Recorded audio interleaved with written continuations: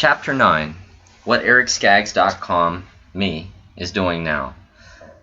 Buckget.com, YouTube, TheRealYouTubeStory.com, the $1 million reward, this book, potential movie, etc. So by now, you know what I'm doing now. I have a successful, profitable startup called Buckget.com, and I'm writing this book, YouTube, TheRealYouTubeStory.com. Today's Veterans Day 2014, and I just got an email from Alpha Lab, one of the big internet business incubators in Pittsburgh. It said they weren't interested in Buckget.com. This was the third time I applied to Alpha Lab and the second time I applied with Buckget.com. I was confused about their choice to send out denial emails on Veterans Day, especially since I'm a veteran. And tomorrow, they're having their big biannual demo day where the previous businesses that were selected into Alpha Lab show what their companies do. There are going to be a lot of pissed off people at demo day tomorrow that got denial letters the day before. They could have at least waited to send out denial letters until after demo day and Veterans Day. The class of startups that got into Alpha Lab last cycle that will be presenting at demo day tomorrow are Covey, SitWith, ResearchWe, Data Squid, Nebulous, and Easily. Not one of these companies has the .com associated with their brand. They're either obscure country codes that they could lose anytime the countries decide to pull them off the internet, or long-tailed domain names with several confusing or made-up words in them. Not one of them would fit on a license plate like Buckget. Not one of them contains just words that are in the dictionary with a .com at the end. The only idea worth mentioning is easily.co. I like the idea of subscribing to a service that lets you swap out your art when you get tired of it. It's like Netflix for art. It isn't something I'd be interested in, but I can see how some art snobs might be interested in it. But as I said, they don't even own the .com domain name for their own non-English dictionary words domain. That's 3 strikes against them on day one. A quick analysis of all the companies incubated by Alpha Lab in the past 6 months shows that almost all of them are extremely unpopular. The most popular website is easily.co. Over the past 6 months, Easly's highest ranking in popularity was 1,910,852nd in the world. In the past 6 months, Buckget.com's highest ranking in popularity was 120,272nd in the world. And all of these companies incubated by Alpha Lab started with at least $25,000 and were given a value of $500,000. Buckget started with $1 and was never given a value. Although a quick valuation shows the value of Buckget is at about $22 million. What is Alpha Lab thinking? How are they evaluating companies that are accepted into the incubator? Jim Jen was asked how they evaluate startups the last time I went to an event at Alpha Lab, and he really couldn't answer the question. He basically said Alpha Lab accepts companies they like. What does that mean? I think it means they don't know what they are doing. There is still hope for Buckget.com. There's another incubator in Pittsburgh called Thrill Mill that seems interested in incubating Buckget.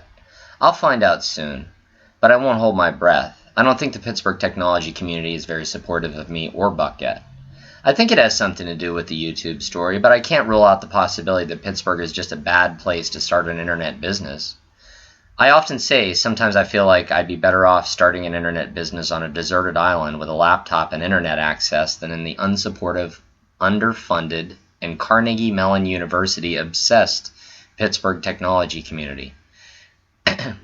We will see just how right I am. I might end up moving to New York or Silicon Valley. New York makes sense. My brother and sister both work for Yahoo in New York. My brother is a computer programmer and my sister is in internet marketing. Now she's at Amazon. When Buckget is as successful as I know it will be, I could appoint myself the chief buckgetter, or the CEO. My brother could be the chief technical buckgetter, or the CTO. My sister could be the chief marketing buckgetter, or the CMO. And my sister's fiancé, a hedge fund manager in New York, Ron, could be the chief investment buckgetter, or CIO. That would be awesome, and it makes a lot of sense. I don't really know anybody in Silicon Valley. Well, except Chad. But it doesn't look like he wants to work with me. I still consider Silicon Valley to be my mecca, and I often look for apartments in the Silicon Valley area. But it doesn't make much sense to move there unless I get some support from that area. If a venture capitalist or angel investor from Silicon Valley saw Bucket on f6s.com or angellist.com or somewhere in the internet and called me up and said, "I like what you're doing with Bucket.com, and I like where you're going with it. I'd love to invest $1 million in Bucket.com for 10% of the company and mentor and support you in your startup. But you live in Pittsburgh and I'm in Silicon Valley. Would you be able to move to Silicon Valley?" I'm almost positive I would say yes.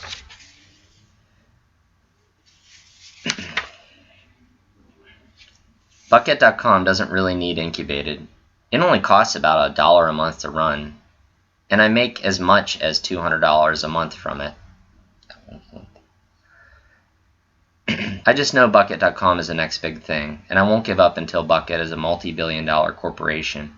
I'm giving myself the same 10 or 11 years Chad Hurley had from the time I gave him the YouTube idea in 1999 to the time Chad fulfilled his contract with Google in about 2010.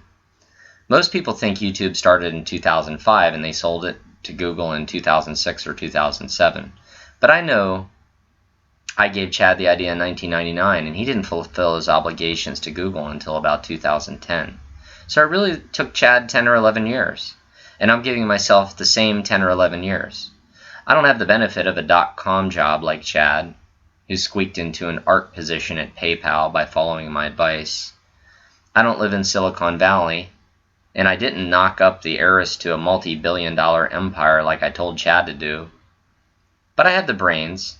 Chad didn't, and doesn't have brains. The one person I had met in Pittsburgh, in the Pittsburgh technology community, that says he met Chad in an internet business conference in Seattle, his name's Gene Evangelist, said Chad struck him as a frat boy surfer type.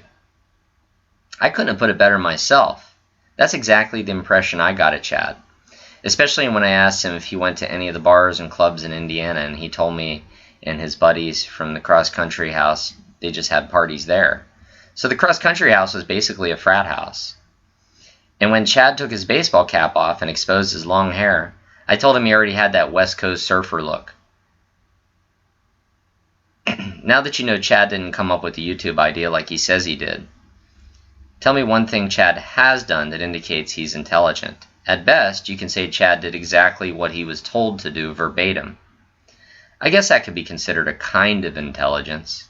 The ability to steal an idea, recognize it as a good idea, and do it exactly as you were told to do it. Now about this book, YouTube, TheRealYouTubeStory.com. I'm really happy that I finally have an interesting and compelling true story to tell. I never really considered myself much of a writer, but I always dreamed of writing a book. I think most people do. I just never had a story to tell that I was passionate about to the extent that I could write a book about it. If you're reading this, you know where I am in the writing of this book. I am right here. But what do I hope to do with this book? I guess I'll self-publish it. I tried contacting publishers and really got no responses. Then I found out it's a good idea to get a literary agent. So I emailed pretty much all of them and only got like one positive response. One literary agent said, if you have a clout score, that's KLOUT.com, score of above 50, I'll be your literary agent. I responded back with a screenshot of my clout score showing that I have a clout score of 64 at the time. I assumed the literary agent would be interested, but I never got a response after that. I thought about calling them, but I've also heard that a literary agent doesn't really do anything significantly but maybe take 10% of all the author's hard work and put it in their pocket. They're basically relatively unnecessary middlemen.